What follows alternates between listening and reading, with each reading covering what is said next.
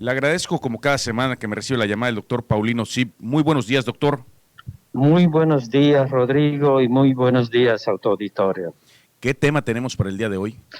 Hoy tenemos el tema la locura y familias funcionales. Hoy, con este quehacer de la pandemia, se está viendo grandes espacios y grandes brotes, solamente que el quehacer político, el quehacer de la necesidad de comida, trabajo, está dejando esto en segundo plano. Cuando nos empecemos a organizar nuevamente y controlemos la pandemia, esto va a salir a brote y es necesario que no esperemos que esto suceda, sino tomemos medidas desde ahora. ¿Qué es lo preocupante? Tenemos varios conceptos que fluyen en las redes sociales, en los medios de comunicación, que son conceptos mal utilizados y van a escuchar ustedes con mucha frecuencia que hasta los niños, adolescentes utilizan. Es un psicópata, mi mamá es una psicópata, mi papá es un psicópata, mi amigo, porque hicieron algo raro y eso es un grave error. De manera muy breve les daré la historia de cómo se llegó a este concepto. No nace con el concepto de psicópata, nace con el concepto de sociópata. Y más o menos ahí en los 1846 aparece el término de sociópata y lo pone un psiquiatra donde descubre que hay gente que tiene una familia, que tiene una posición adecuada económica, que se maneja bien, pero luego escuchamos que viola, mata, hace fraudes grandes, y esto empiezan a dudar y dice, ¿por qué si tiene una buena imagen termina haciendo cosas tan horribles en el quehacer de la actividad humana? Y los psiquiatras a esto le ponen el nombre de sociópata. ¿Por qué? Porque dicen, esta persona tiene una patología porque daña a la sociedad. Esto se creía mucho en la cual se tenía un halo de posesiones diabólicas y por ahí se iba explicando relación con la luna, ¿ok? Esto evoluciona hasta que Pinel, en un estudio que hace en cárceles, dice, sí, es verdad que hay gente que se comporta de esa manera, pero hay algo ahí que llama la atención en su comportamiento y Pinel como psiquiatra dice, posiblemente hay un daño ahí neurológico. La ciencia no tenía la evolución que hoy tiene, no había neuroimagen para ver el cerebro, no sabía nada de esto.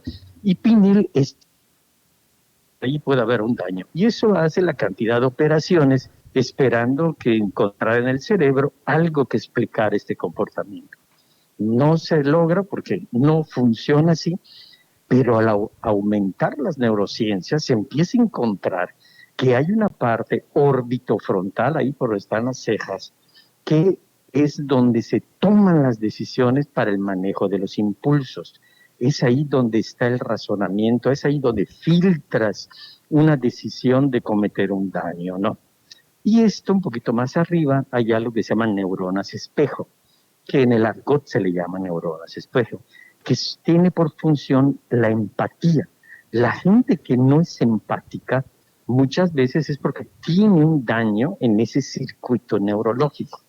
Entonces, cuando brinca a este quehacer, entonces empezamos a llamarle psicopatía, ¿ok? Pasa de sociopatía a psicopatía y son aquellas personas que cometen daños a otras personas terribles porque no tienen empatía, no pueden sentir lo que sufren las otras personas. Eso es lo específico.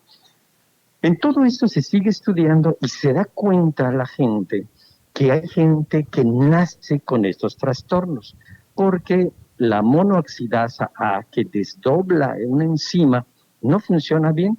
Las ondas delta y teta son muy frecuentes, más de lo que debería estar en el cerebro. La serotonina y la dopamina no están bien reguladas en el cerebro.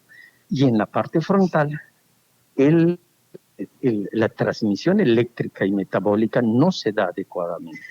Entonces, mira cómo ya aparece, y en esta construcción, Hart, un canadiense, es el que dice, miren, hay un problema en la afectividad, hay un problema en la interacción con otra persona y hay una vida parasitaria.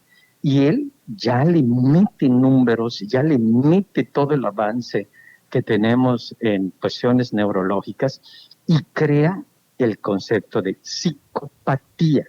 El que tiene psicosis, o sea, el que dice cosas, habla raro, y comúnmente lo señalamos de manera como loco, como persona dañada de sus facultades, eso es psicosis. La psicopatía es la persona normal que tiene toda la potencialidad para causar daños. Ahora bien, se preguntaron, ¿la familia puede contribuir a que esto disminuya o que esto aumenta? La respuesta es sí. Las familias que tienen un estilo de crianza laissez-faire es que no hay congruencia, no hay normas claras, no hay metas que le pongan a los hijos hacen lo que quieren. Estas familias provocan este tipo de apariciones, porque hay gente que nace con este tipo de trastornos, pero nunca lo desarrolla. ¿Ok? Su empatía es baja y nunca la aparece. Y la pregunta es, ¿qué pasó? Claro, estos niños, estas niñas fueron reguladas con un sistema de familia democrático. Hay muchas clasificaciones, pero hablemos de tres de manera concreta. Un estilo de crianza democrático, se le da oportunidad que la niña, el niño opina, se discute, se aconseja, se le da tiempo que acomode la idea. Hay un sistema laissez-faire donde no hay normas, no hay nada, no, o sea, es un verdadero desastre la educación.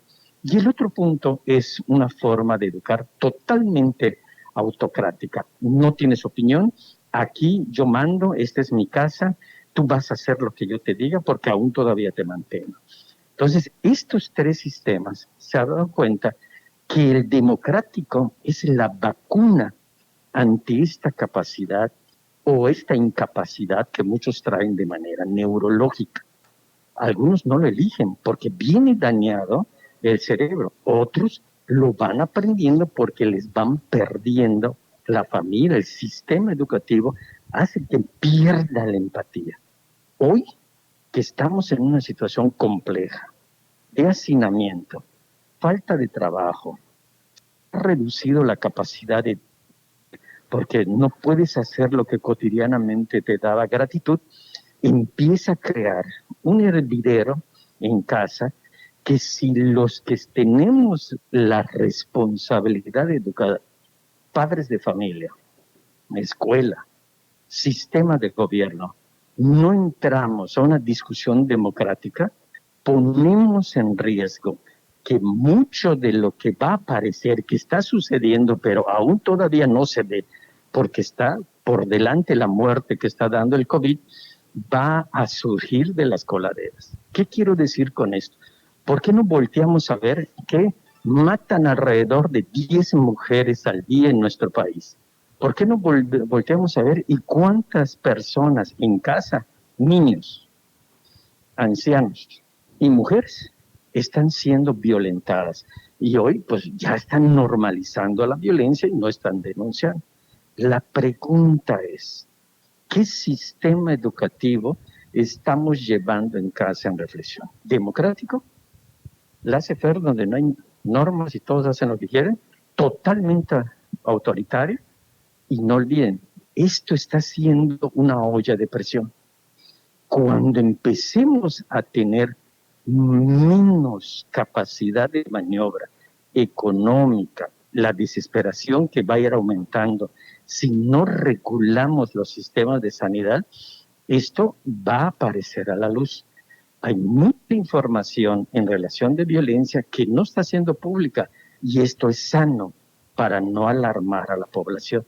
Pero esto es un tema que tenemos que tomar medidas preventivas para que esto no nos vaya luego a sobrepasar cuando el coronavirus se pueda controlar. Moraleja, ¿qué tipo de educación tú estás dando? ¿Permites la discusión? ¿Te impones? ¿O ni siquiera sabes para dónde ir? La salud se construye en primer lugar en la casa y luego el país es responsable de nuestras autoridades qué sistema de salud, no solo en el quehacer físico, sino en el quehacer mental. Rodrigo, que tengas un buen día. Muchísimas gracias. Él es el doctor Paulino Zip, como cada semana aquí en la revista Peninsular. Muchísimas gracias, doctor. Un abrazo.